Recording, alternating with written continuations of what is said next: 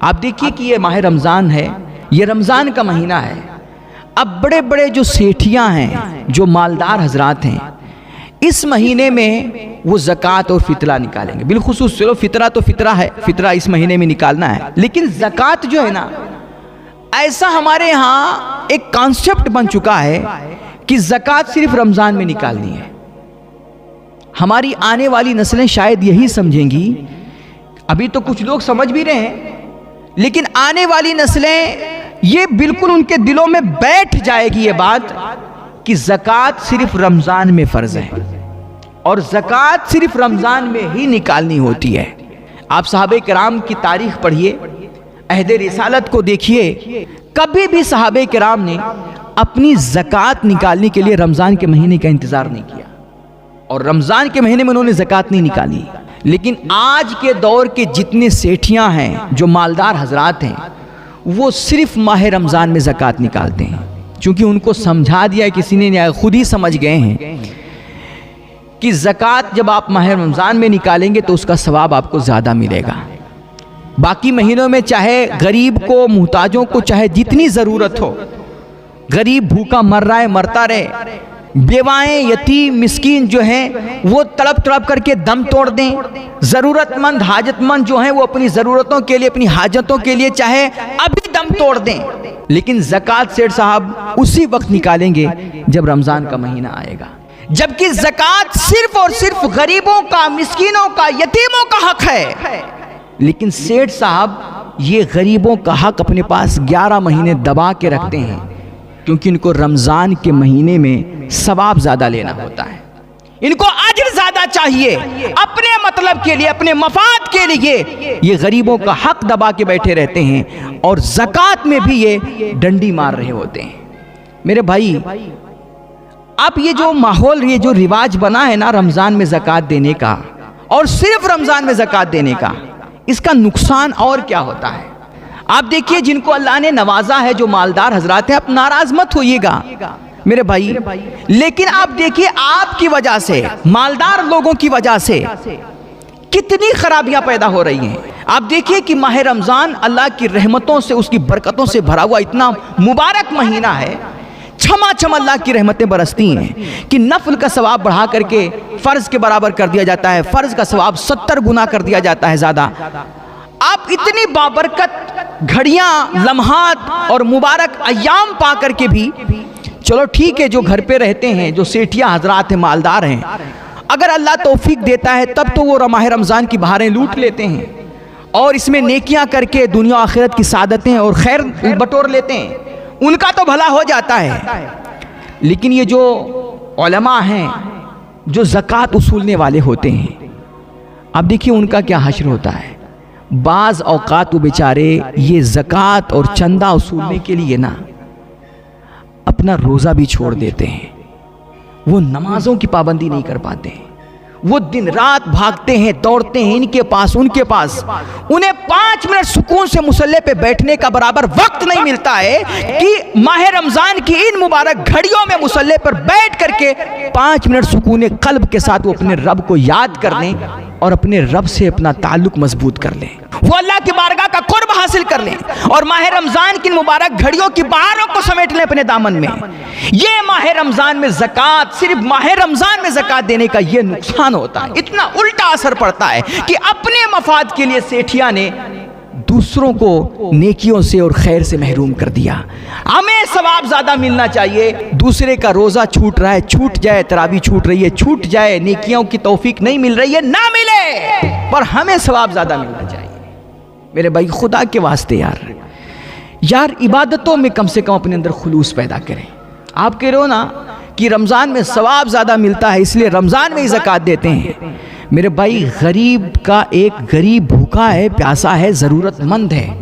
آپ ضرورت پر اس کی جا کر کے ضرورت پوری کر دیجئے، وقت پر آپ اس کا حق اسے دے دیجئے. اللہ کی قسم اللہ آپ کو اتنا نوازے گا نا کہ آپ سمیٹ نہیں پائیں گے، آپ سمیٹ نہیں پائیں گے. میرے بھائی خدا کے واسطے یہ مطلب کی دنیا سے نکلے یار، باہر نکلے، مفاد پرستی چھوڑیے، آپ اپنے اندر خلوص اور للہیت پیدا کیجئے. یہ رمضان کی گھڑیاں ہیں یار، لوگوں کی ضرورتوں کو محسوس کیجئے اور آپ کو اگر اللہ نے نوازا ہے تو جو فطرہ زکوٰۃ کی رقم ہے نا، آپ اپنی ناموری کے لیے، اپنی شہرت کے لیے ایسی کمروں میں دبیز کرسیوں پہ بیٹھ کر کے نا، اور علماء کو، مچندین کو اور زکوٰۃ وصولنے والوں کو لائنوں میں کھڑا کر کے آپ ایسی کمروں میں رسید مٹکاتی ہے 100 روپے کی، 50 روپے کی، کہ زیادہ رسیدیں کٹیں گی تو زیادہ نام ہوگا۔ بہت سارے سیٹھیا ہوتے ہیں جو رسیدوں کی ایک گڈی سامنے رکھے ہوتے ہیں، اور جب علماء ان کے پاس کہتے ہیں، جب ہم نے تو کبھی یہ اللہ کا شکر ہے کہ ہم اس لعنت سے محفوظ ہیں، ہم نے آج تلک چندہ نہیں کیا، اللہ کا شکر ہے، ادھر ادھر جا کر کے لوگوں سے بھیک نہیں مانگی اور ہاتھ نہیں پھیلایا۔ اللہ ہمیں محفوظ رکھے اور ہمارے دوسرے بھائیوں کو بھی اس سے محفوظ فرمائے۔ وہ علماء کہتے ہیں کہ وہ باقاعدہ رسیدوں کی گڈی رکھتے ہیں، اور جب کوئی عالم ان کے پاس جاتا ہے چندہ کرنے کے لیے تو کہتے ہیں نکالو، ڈھونڈو اس میں اپنی رسید نکالو۔ پھر اس میں سے وہ 50-100 رسیدیں گننے کے بعد پھر اس میں سے کہیں ڈھونڈ کر کے 15-10 منٹ، آدھے گھنٹے لگا کر کے مغزماری کر کے پھر ایک رسید نکالتا ہے جس میں 50 روپیہ لکھا ہوتا ہے کہ آپ کے نام پر 50 روپیہ ہے۔ پھر وہ 50 روپیہ اس کو رسید کٹواتا ہے۔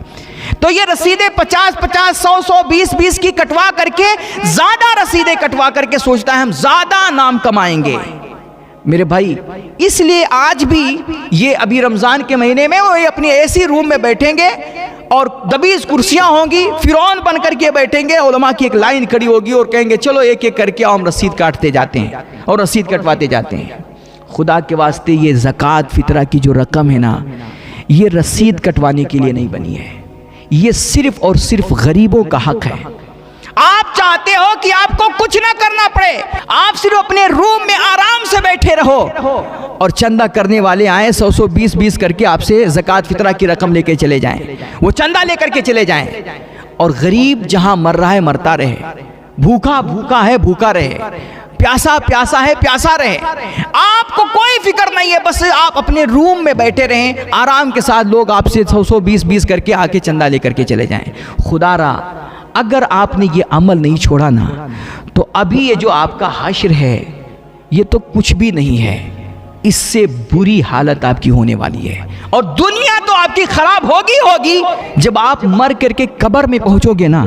تو شاید قبر میں بھی آپ کو سکون نہ ملے۔ میرے بھائی، یہ غریبوں کا آپ حق دوسری جگہوں پہ خرچ کر رہے ہیں، بیجا جگہوں پر خرچ کر رہے ہیں، یہ غریبوں کا حق ہے، اور اللہ نے آپ کو نوازا ہے، آپ کو مال دیا ہے نا، تو اپنی مال کا وہ میل زکوٰۃ کی صورت میں بالکل پائی کا حساب لگا کر کے نکالیے، اور وہ زکوٰۃ کی جو رقم ہے لے کر کے آپ اے سی میں مت بیٹھیے، نکلیے باہر، اپنے محلے میں، اپنے خاندان میں، رشتہ دار میں، اپنے پڑوس میں، اپنے گاؤں گھر علاقے میں تلاش کیجئے ایسے مستحقین کو، غریبوں کو اور ضرورت مندوں کو جو ضرورت ہے، جن کو سچ مچ آپ وہ جا کر کے وہ رقم چپ چاپ ایسے ضرورت مندوں اور غریبوں کے ہاتھ میں رکھ کر کے چلے آئیے، کسی کو بتانے کی ضرورت نہیں ہے، تب آپ کے مال کی زکوٰۃ نکلے گی اور صحیح طور پر وہ مستحق کے پاس پہنچ پائے گی، ورنہ آپ لاکھ رسیدیں کٹوا لیں، نہ آپ کی کبھی زکوٰۃ ادا ہوگی اور نہ آپ کا مال پاک ہوگا۔ یہ آپ غریبوں کا حق بیجا جگہوں میں صرف کر رہے ہیں، اس کے لیے بھی آپ کو اللہ کی بارگاہ میں پکڑا جائے گا اور آپ سے کوئی جواب نہیں بن پائے گا۔ تو میرے بھائیوں، اپنے اندر خلوص پیدا کرو۔ دیکھو، یہ ماہ رمضان کی مبارک گھڑیاں ہیں، یہ عبادتوں کا موسم ہے، ماشاءاللہ جن کو اللہ نے توفیق دی ہے، 1 مہینے کے لیے ہماری مسجدیں بھر گئی ہیں، سجدوں پہ سجدے ہو رہے ہیں، اور ہر لب پر دعا ہے کہ اللہ اس دنیا میں جو کچھ خراب چل رہا ہے اسے ٹھیک کر دے، میرے مالک تو ہمارے حالات سدھار دے اور اسلام کا بول بالا فرما دے، مسلمانوں کی مدد فرما۔ میرے بھائی، یہ جو کچھ ہم ماہ رمضان میں کر رہے ہیں نا، رسمی طور پر 1 مہینے کے لیے ہماری نہ یہ عبادت کافی ہے اور نہ اس سے کبھی ہمارے حالات ٹھیک ہو سکتے ہیں۔ میرے بھائی، دنیا میں سب کچھ ٹھیک اس وقت ہوتا ہے، اگر سیرت نبوی کی روشنی میں دیکھیں، کہ جب آپ عبادتوں کے ساتھ، دعاؤں کے ساتھ عملی میدان میں اتر کر کے عملی طور پر اپنے معاشرے کی، اپنے سماج کی حالت کو ٹھیک کرنے کے لیے جد و جہد کریں۔ آپ اتر کر کے میدان میں اپنے سماج کے لوگوں کو بھلائیوں اور خیر کی طرف مائل کرنے کی کوشش کریں۔ اگر اللہ نے آپ کو علم دیا ہے تو سماج کے پچھڑے ہوئے غریب لوگوں کو علم دے کر کے، انہیں صحیح مشورہ دے کر کے، اچھی باتیں بتا کر کے اور ان کی تربیت کر کے، صحیح تربیت کر کے آپ معاشرے کو ٹھیک کریں۔ اللہ نے اگر آپ کو مال دیا ہے تو آپ غریبوں کو کھانا دیں، کپڑا دیں، ان کی ضرورتیں پوری کریں اور ان کا خرچ اٹھائیں، اپنے مال میں ان کو حصہ دیں، 2.5% کی صورت میں، صدقہ و خیرات کی صورت میں، فطرہ کی صورت میں، جیسے بھی ہو سکے۔ اور حج کرنے والے سنیں، یہ جو حج پہ حج کر رہے ہیں، عمرے پہ عمرہ کر رہے ہیں، کوئی بھی رمضان خالی نہیں جاتا ہے جب آپ عمرہ نہ کرتے ہوں، ٹھیک ہے، بہت بڑی سعادت ہے۔ لیکن آپ نے کیا سمجھا؟ کیا کسی قیدی کو چھڑانا کم سعادت ہے؟ آج جیلوں میں چلے جائیے، 70,000 سے زائد مسلمان، تقریباً 1 لاکھ مسلمان، بے گناہ مسلمان دہشت گردی کے الزام میں بے گناہ ہیں، کوئی دہشت گردی کا انہوں نے معاملہ نہیں کیا ہے، لیکن زبردستی ظلماً ان پر یہ الزام تھوپ کر کے انہیں جیل کی سلاخوں میں ڈال دیا گیا ہے۔ ان کے بچے بے سہارا ہو چکے ہیں، ان کی عورتیں گویا، ان کی عورتوں کا سہاگ گویا اجڑ چکا ہے، ان کے بوڑھے ماں باپ گھر میں پڑے تڑپ رہے ہیں، کوئی حال پوچھنے والا نہیں ہے۔ حج کرنے والوں، اللہ کے واسطے کبھی اپنے حج کی وہ رقم نہ یار ان بے گناہ قیدیوں پہ خرچ کر کے، ان کے لیے وکیل خرید کر کے، ان کے مقدمے لڑ کر کے آپ ان کو رہائی دلا کر کے دیکھیے، اللہ کی قسم آپ کے دل کو وہ سکون ملے گا نا جو 100 حج کرنے کے بعد بھی آپ کو نہیں ملے گا، اور اللہ آپ کو بڑا نوازے گا۔ یک دل بدستاور کی حج اکبر است، از ہزارہ کعبہ یک دل بہتر است۔ علامہ جامی رومی نے فرمایا تھا کہ تو غریبوں کو ستا کر کے، بے سہاروں کو بے سہارا چھوڑ کر کے اور لاچاروں کو لاچار اور مجبور بنا کر کے تو بار بار خانہ کعبہ کا حج کر رہا ہے، نادان آ یہاں پر اللہ کے کسی ایک بندے کا دل جیت، اس کو خوش کر، اس کی ضرورتیں پوری کر کے، اس کو کھانا کھلا کر کے، اس کو کپڑا دے کر کے، اور اس کو قید ہے تو قید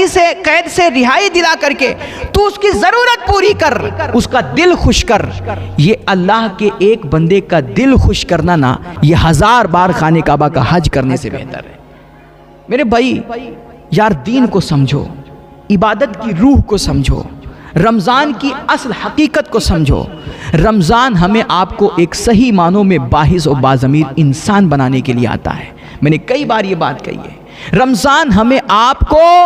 اپنی قوم کا، ملت کا، انسانیت کا درد عطا کرنے کے لیے آتا ہے۔ بھوکا پیاسا ورنہ اللہ تمہیں کیوں رکھ رہا ہے؟ روزہ کا حکم کیوں ہے؟ تاکہ تم روزے میں بھوکا رہو گے تو تمہیں دوسروں کے بھوک کا احساس ہوگا، پیاسا رہو گے تو تمہیں دوسروں کے پیاس کا احساس ہوگا، تمہیں غربت کا احساس ہوگا، اور پھر تم غریبوں کی دل کھول کر کے مدد کرو گے۔ میرے بھائیوں، خدا را اس رمضان کی قدر کریں، اپنے اندر کے چھپے ہوئے انسان کو جگائیں، اپنی ضمیر کو جگائیں اور انسان بنے یار، اپنی تربیت کریں، اپنے حالات بدلیں اور رب رسول سے اپنا رشتہ مضبوط کریں، اللہ سے اپنا قرب بڑھائیں، اس کی محبت میں اضافہ کریں، اللہ کے نبی کا عشق اپنے دلوں میں بسائیں